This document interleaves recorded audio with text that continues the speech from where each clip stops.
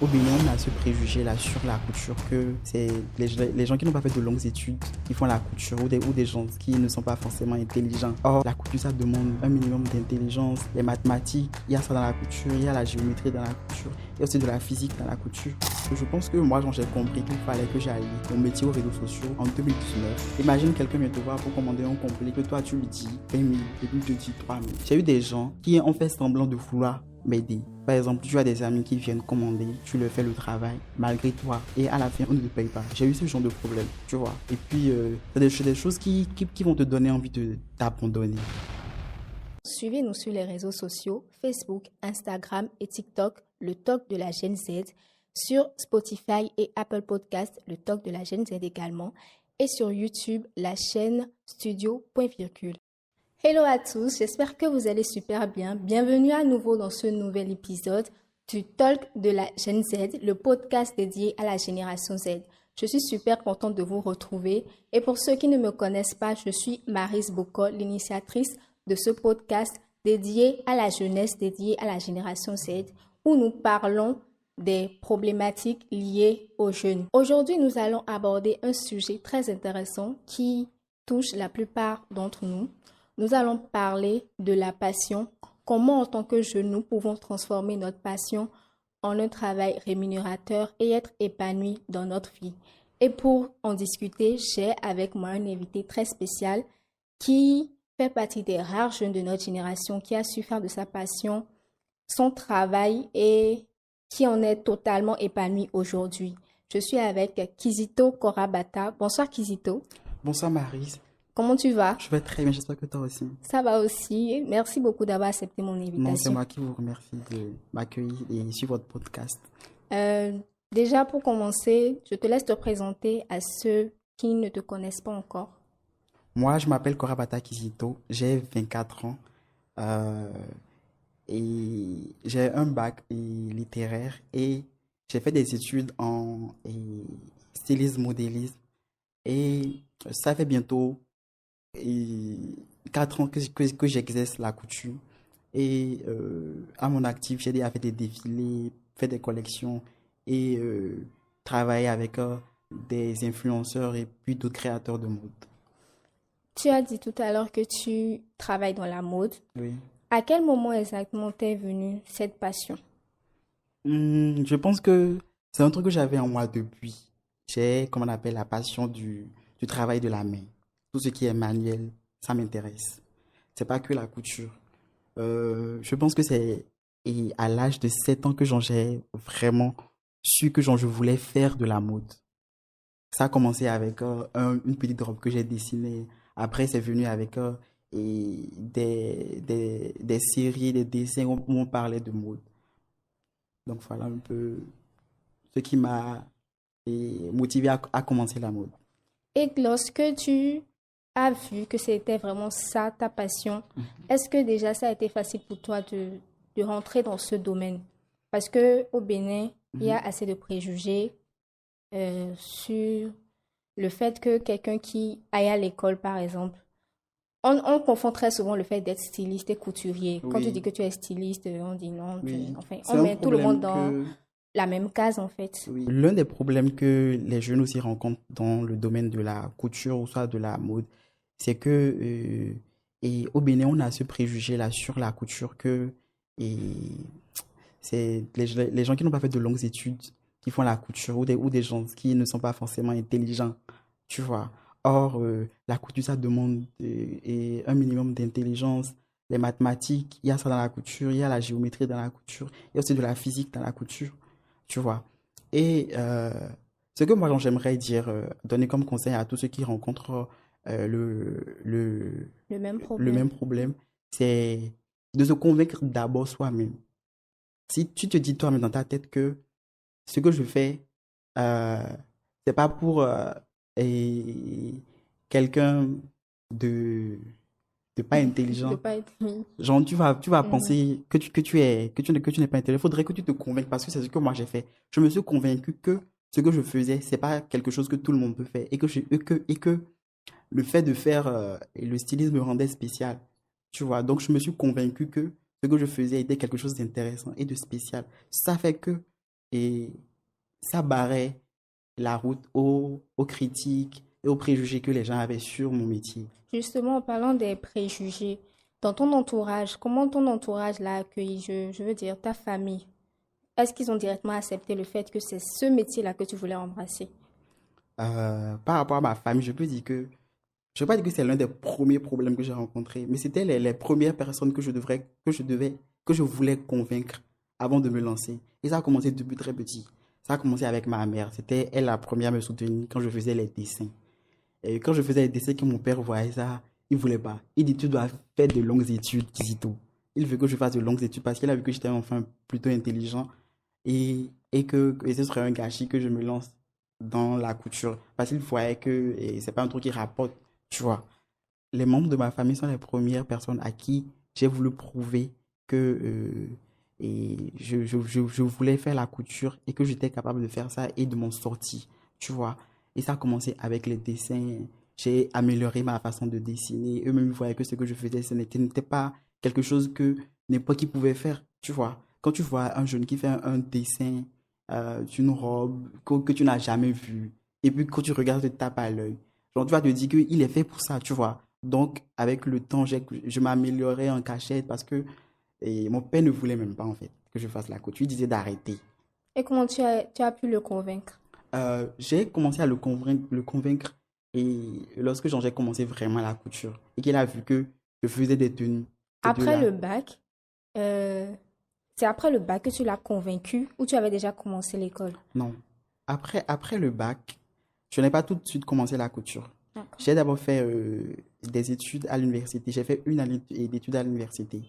Et puis, ça n'allait pas parce que je ne faisais pas quelque chose que Que tu j'aimais. aimais, oui. Et puis, je déprimais. Ça n'allait Ça pas. n'allait pas parce que je ne faisais pas ce que j'aimais, tu vois. Et c'est à ce moment-là, j'ai eu un déclic et j'ai dit à mon père que de me laisser faire ce que je veux. S'il ne me laisse pas faire ce que je veux, je ne vais pas continuer les études. Et puis, avec l'aide de ma mère, on l'a convaincu. Donc, il a accepté de payer les frais de formation pour que je fasse une école de mode, tu vois. Donc, quand j'ai fait l'école de mode, bon, je peux dire, je vais pas dire qu'il s'intéressait pas à moi, il s'intéressait à moi, genre, il regardait ce que je faisais, il suivait mon évolution. Et moi-même, de mon côté, j'essayais de prouver que Tu es fait pour ça. que je suis fait pour ça et que j'allais, comment on appelle, et, pour Évoluer. évoluer, m'en sortir avec ça. Et dis-toi que à ma première année, j'ai gagné un trophée du meilleur styliste pour un événement. Waouh. Et puis quand j'ai eu ça, je suis allé lui montrer. Mais jusque-là, c'était pas encore suffisant pour lui. Tu vois? Ah bon? Pourquoi? Il était convaincu que c'était pas, il ne voulait Non, pas il te voulait voir. plus. Il Ok. voulait plus, tu vois. Et je pense que il a compris que j'étais fait pour ça le jour où je suis devenu complètement indépendant, où je lui demandais plus de l'argent. Et qu'il a vu que j'allais bien. C'est à ce moment-là, j'ai vu que vraiment, il était content de me voir faire ça. Mais j'ai une question concernant ton parcours. Mhm. Est-ce qu'il y a, est-ce qu'il y a eu des moments où tu as eu des doutes sur le chemin que tu as pris? Durant ton parcours, lors de ta formation par exemple, ou quand tu as commencé vraiment à l'exercer, est-ce qu'il y a eu des moments qui t'ont découragé? Tu t'es dit, c'est pas la peine ici, ça ne paye pas, pourquoi je me suis lancée dedans? Est-ce que ça t'est arrivé? Euh, et dans mon parcours, il m'est arrivé plusieurs fois de vouloir abandonner. Mais j'ai toujours regardé les objectifs que je me suis fixés. J'ai cette habitude de chaque année d'écrire, de faire une liste de mes objectifs. Et puis, quand ça m'arrive de déprimer et de voir que je suis en train de stagner, ou soit de ne pas avancer, je pense à ces objectifs-là. Et puis, je relis et je vois comment j'ai avancé. Ça m'aide, ça me motive et ça me rappelle pourquoi je fais ça et pourquoi je suis encore à cette étape. Et comme problème, ça m'est arrivé de rencontrer, comme tout le monde, des difficultés à l'école où tu n'arrivais pas à comprendre certaines choses, tu vois. Et aussi, euh, euh, l'argent, le financement. Tu as envie de faire des choses que tu ne peux pas te permettre pour le moment. Et aussi, euh, il y a ce problème que je pense que beaucoup de jeunes aussi rencontrent dans la couture. Et c'est le procès, ce problème où, genre, les clients, quand tu as des clients devant toi, ils minimisent un peu ton travail parce qu'ils se disent que c'est de la couture. Ils ont l'impression que n'importe qui peut faire ça, tu vois. Et ils ne te payent pas forcément ce que tu dois apprendre, tu vois. Ces petits problèmes te découragent et te donnent envie de laisser. Imagine quelqu'un vient te voir pour commander un complet que toi tu lui dis 20 000 et puis il te dit 3 000. Waouh. Tu vois. Alors que tu as payé cher pour une formation quand Pour une même. formation déjà. Et puis le stress. Il y a plein de choses derrière en fait que les gens ne savent pas. Et même pour ceux qui ont appris la couture et au bord de la voie là, c'est pas facile. Tu vois. Et quelqu'un vienne pour rabaisser autant ton travail là, c'est comme si ça n'en valait pas la peine. Et c'est des trucs qui peuvent te décourager. Et ce que moi j'ai à dire, c'est de se tracer des objectifs, faire comme j'ai dit, essayer d'écrire ça peut-être sur un papier, sur un cahier. Et puis à chaque fois que tu te retrouves bloqué, tu reviens sur ça. Là, ça te rappelle pourquoi tu es en train de te battre.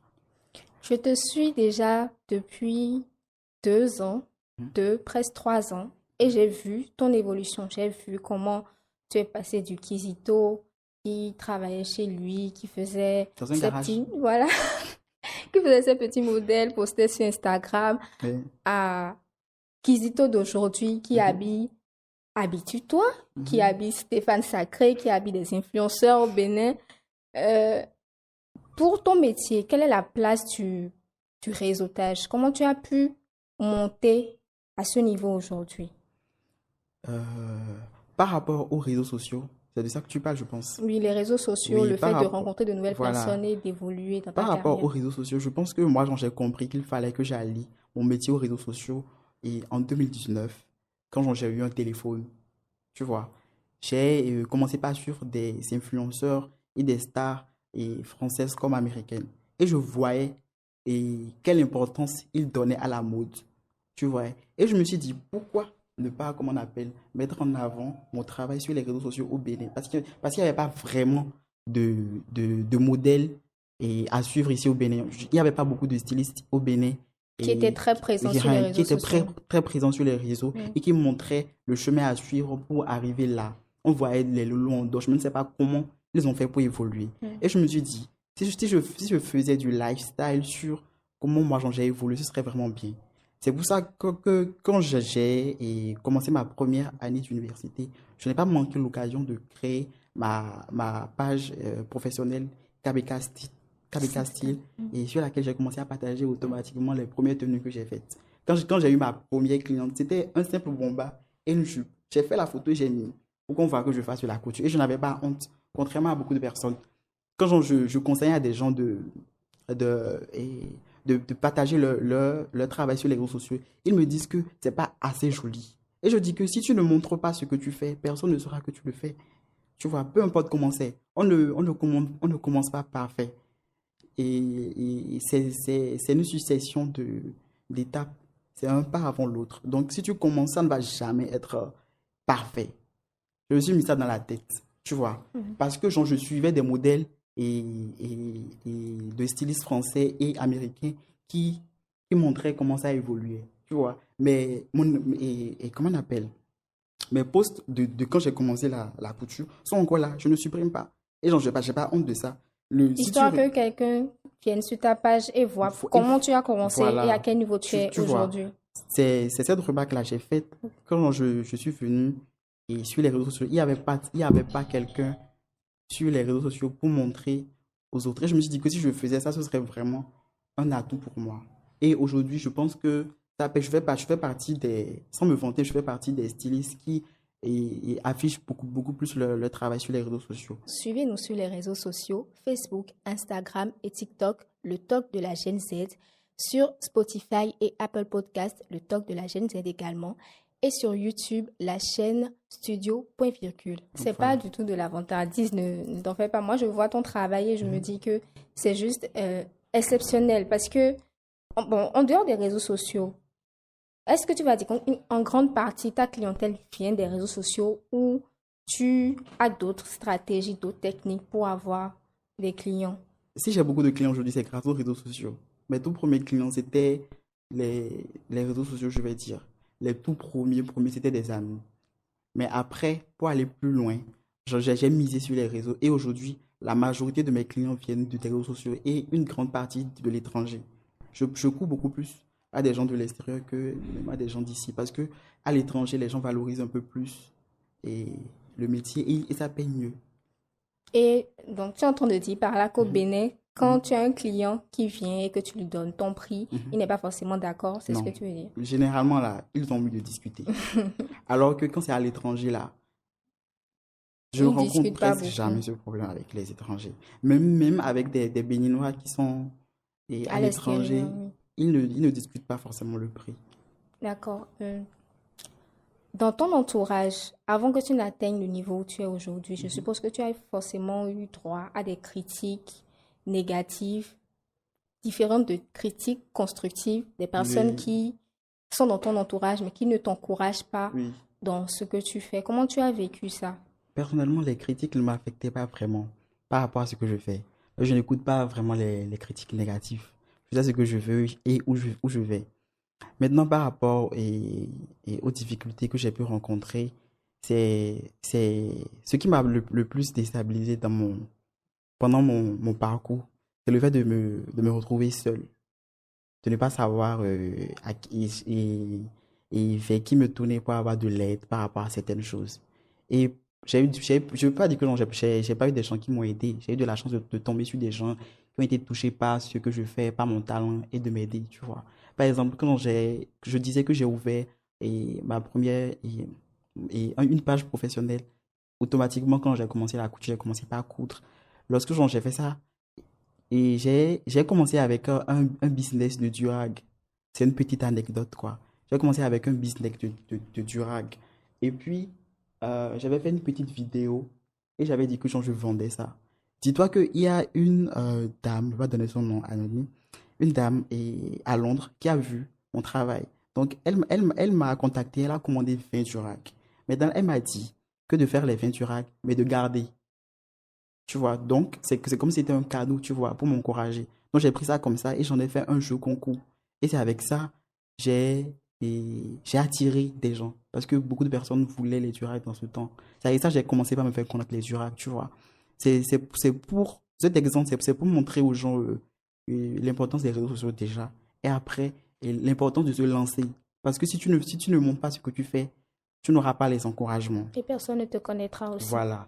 Maintenant, par rapport aux difficultés que j'ai pu rencontrer, j'ai eu des gens qui ont fait semblant de vouloir m'aider. Par exemple, tu as des amis qui viennent commander, tu leur fais le travail, malgré toi, et à la fin, on ne te paye pas. J'ai eu ce genre de problème, tu vois. Et puis, c'est des choses qui vont te donner envie de t'abandonner. Tu vois, si tu n'es pas fort dans Focus, ouais. voilà, focus et fort dans ta tête, tu vas abandonner. Avec le contexte béninois, on Mhm, sait que il y a certains domaines, surtout liés à l'art, à mhm, la mode et tout ce qui mhm, va avec. C'est pas des domaines bien payés ici mhm, où tu peux te dire que tu vas en vivre pleinement. mhm. À quel moment, toi, tu t'es dit, oui, là maintenant, je vis entièrement de ma passion? Ça t'a pris combien de temps déjà pour arriver à ce niveau? Hum, Moi, genre, je me suis toujours vu vers la mode. Du coup, si c'est ça, il fallait que genre, forcément ça me rapporte quelque chose. Donc, dès le début, là, j'ai commencé déjà par monétiser mon travail, tu vois. C'est vrai que beaucoup de personnes m'ont connu au début avec les collaborations et certains pensaient même que genre, je faisais ça gratuitement. Maintenant, genre, je vis de ça, tu vois. Et, et, et j'ai commencé par pleinement vivre de ça. Je pense que ça fait bientôt 2 ans. Si on finit cette année, ça va faire bientôt 2 ans. C'est depuis l'année passée que j'ai vraiment commencé à vraiment gagner De en quelque sorte de l'argent. l'argent, des revenus qui me permettaient et de payer un loyer tout seul, de me nourrir tout seul et puis de me soigner aussi tout seul au cas où je tombais malade, tu vois. Et je pense que c'est ça qui a aussi, euh, et c'est ça qui a prouvé à mon père que genre, j'avais fait un bon choix, tu vois. C'est pour ça que je trouve ton histoire intéressante parce qu'il n'y en a pas beaucoup Mhm, qui vivent de leur art au Bénin. mhm, Surtout dans la mode, il n'y en a pas beaucoup. mhm, La plupart pensent qu'il faut forcément voyager pour montrer son talent et que c'est à l'extérieur que ça va mieux payer. Je suis d'accord avec ça. Je suis sûre que si tu allais à l'extérieur, tu ne mhm. serais plus au stade auquel tu es actuellement, Oui, tu serais exactement. beaucoup plus loin. Mais qu'est-ce que tu pourrais dire à un jeune qui nous suit, qui travaille dans la mode ou dans un autre domaine, dans l'art plastique par exemple ou autre, et qui se dit que il n'y a pas moyen de vivre de son art au Bénin? Si toi, tu as pu le faire, qu'est-ce que tu peux dire à Ok. cette personne? Et en prenant moi mon exemple, tout à l'heure, au début, je disais que euh, en 2019, quand j'ai commencé les réseaux sociaux et que j'ai vu comment ça, et comment et les Américains, les Européens donnaient de l'importance à la mode et la place que la mode avait chez eux. Je me suis dit, pourquoi quitter moi, mon pays où c'est pas encore connu et aller là où il y a vraiment de la concurrence et aller et beaucoup trop travailler là-bas. Alors qu'ici, il n'y a encore personne. Bon, il y avait déjà des gens, mais il n'y avait pas Il n'y avait des pas autant modèles. d'engouement comme Voilà. là-bas. Il n'y avait pas des modèles de stylistes qui suivaient le modèle américain ou européen, qui montraient le travail ou qui avaient envie que, euh, peut-être, tu vois, moi, genre, je me dis que j'habille que les stars. Par exemple, si je me suis beaucoup, tu vas Oui. voir que genre, je ne fais que dire que j'habille que les stars. Qu'est-ce que tu peux dire à une personne qui est dans un domaine comme le tien ou dans l'art et qui pense qu'il ne peut pas vivre de ça ici? Déjà, le Bénin, c'est un terrain vide. Il n'y a pas encore beaucoup de personnes qui savent ce que la mode peut leur apporter. Donc, autant explorer un terrain vide où il n'y a pas beaucoup de concurrents que d'aller quelque part où j'en sais saturé. Tu vois, c'est ce que moi, quand j'ai regardé, je me suis dit, pourquoi ne pas rester ici? Et puis, je pense qu'il faut à tous, genre, comment ça se passe avec moi et comment j'évolue. Mais pourtant, je ne suis pas allé à l'étranger. Quelle est la plus grande récompense personnelle que tu as depuis que tu as transformé Mhm. ta passion en travail? C'est d'avoir réussi à être heureux avec ça. Tu vois, quand je fais ça, je ne suis pas malheureux. Alors que je connais des gens qui font de la couture et Qui n'aiment pas forcément ça? non pas qui n'aiment pas ça, mais qui ne sont pas heureux dedans, tu vois. J'ai réussi à être heureux avec. Et je pense que je pense que c'est ça qui est le plus important, tu vois. Et aussi, euh, je ne suis pas encore là où je veux. Du coup, je ne peux pas prétendre encore que j'ai vraiment la récompense que je veux. Je suis en train de travailler et ce côté-là. Mais je peux dire que pour le moment là, je suis plus ou moins, je me sens plus ou moins à ma place.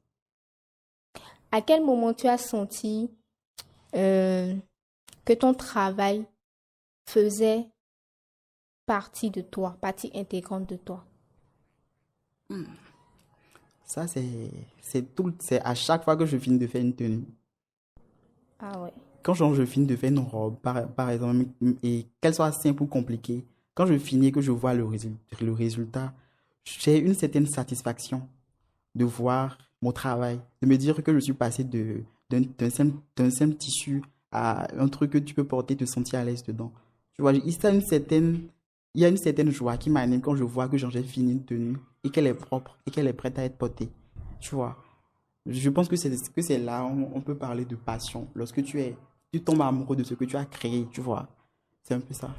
Mais avec ça, je vois que tu es de plus en plus occupé parce que ta notoriété, elle monte, tu as de plus en plus de clients. Oui. À quel moment tu décides de célébrer tes petites victoires? Hmm.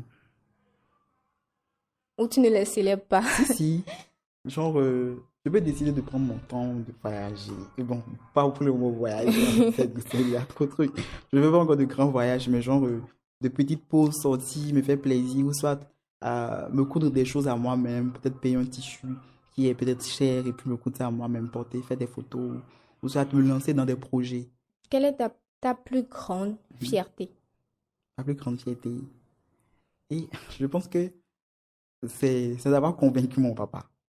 Ça m'importait vraiment que j'en qu'il Qu'il accepte qu'il que tu accepte veux. que genre, je fasse ça parce que au début genre, je t'ai dit que c'était ma famille les premiers et que je voulais convaincre que la mode c'est ce que je voulais faire et que genre, j'allais réussir dedans et c'était le seul qui était un peu sceptique par rapport à ça. Donc aujourd'hui de le voir être un peu content quand je rentre à la maison et il s'intéresse à ce que je fais là. Genre, je pense que c'est une de mes fiertés. On va terminer, Mhm, mais je vais te poser une dernière question. mhm. Quel conseil donnerais-tu à quelqu'un qui souhaite transformer sa passion en carrière? Comme conseil que je pourrais donner à toute personne qui aimerait transformer sa passion en métier, c'est tout d'abord de travailler dur. Parce que et à l'heure d'aujourd'hui, le talent seul ne suffit pas. Il faut aussi travailler son talent, s'expérimenter, se former et garder de vue ses objectifs. Faire comme moi, écrire ça quelque part. À chaque fois où tu te sens perdu, tu as l'impression de stagner, tu reviens vers les objectifs et les rêves que tu t'es fixés. Ça, moi, ça me rappelle, ça m'aide à revenir sur mes pas à chaque fois. Ça me permet de me relever à chaque fois, de me dire que genre, je m'étais fixé cette chose et que genre, je dois l'accomplir. Et aussi de se lancer sur tout ça, de se lancer. C'est un peu difficile parce qu'on a envie d'être parfait la première fois, mais c'est pas possible. Il faut accepter que les erreurs et puis et l'imperfection, c'est toutes ces choses qui te poussent à donner le meilleur de De soi-même, toi-même. de toi-même. Merci beaucoup, Kisito. Merci d'avoir accepté mon invitation. C'était très intéressant de discuter de ça avec toi. Ça a été un pur moment de plaisir et je te souhaite beaucoup de chance et beaucoup de succès dans ta carrière de styliste. Merci beaucoup de m'avoir reçu sur votre podcast. C'était un réel plaisir pour moi et puis j'espère revenir encore Oui, pour pourquoi pas, un autre sujet. bien sûr. Donc voilà, merci. Merci à vous d'avoir suivi jusqu'à la fin. C'était le talk de la Gen Z avec Maris Boko et Kisito Korabata. Je vous retrouve dans un nouvel épisode. Ciao. Suivez-nous sur les réseaux sociaux, Facebook, Instagram et TikTok, le talk de la Gen Z, sur Spotify et Apple Podcast, le talk de la Gen Z également, et sur YouTube, la chaîne Studio Point Virgule.